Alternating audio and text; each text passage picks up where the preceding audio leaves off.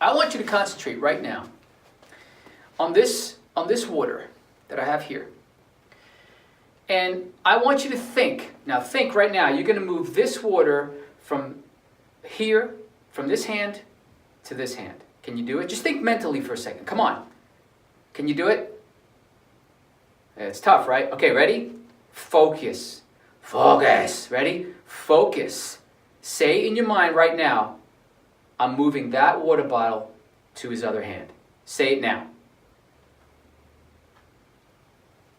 You did it. Congratulations. You're like, this guy's crazy. No, you used an external resource to move this water bottle. The water bottle that you could not control. But you found some way to do it, didn't you? Ah, I get what you're saying, Daniel. This is making sense. Yes, hold on a second. Here's what I mean. We can take the antagonistic features of these muscle groups and put a resistance against the diaphragm from wanting to come back up too fast. This actually kind of rocked my world when I read that statement when Lamperti, who was a voice teacher back in the 1800s, he said, when you expire, you should also be retaining the inspiration. I'm like, how do you put out air and keep air at the same time? It can be done. But it takes muscle coordination. So this is where, how does breakdancing or Jeet Kune apply to all this? Well, there you go, because the coordination that I had to put out in breakdancing as a New York City breaker, as a USA breaker, professionally, toured, I traveled, did hundreds of head spins, did windmills. They used to do this scene and they would handcuff me. They would blindfold me and kind of beat me up. And then what I would do is I'd throw myself down into the floor and start windmilling from that position, and kicking them away. It was like this really cool scene that we did.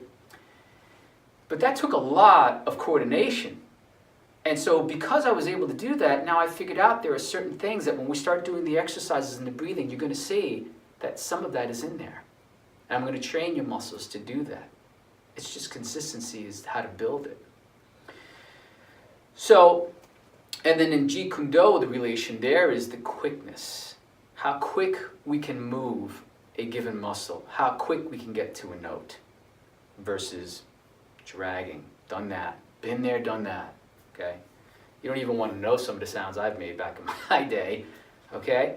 So I know how you feel. So, where was I?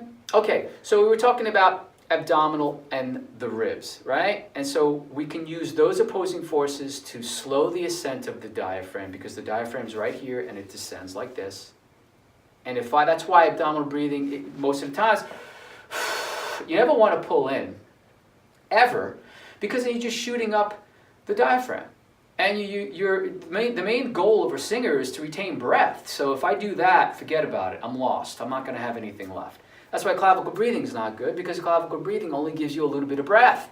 It doesn't give you what you really truly need for any given line. So, with that said, every verse that you sing, in fact, when you learn this, you will be singing a verse on one breath. Did he just say that? Yeah. Did he really just say that? Yeah. All right. So that takes care of that for a moment.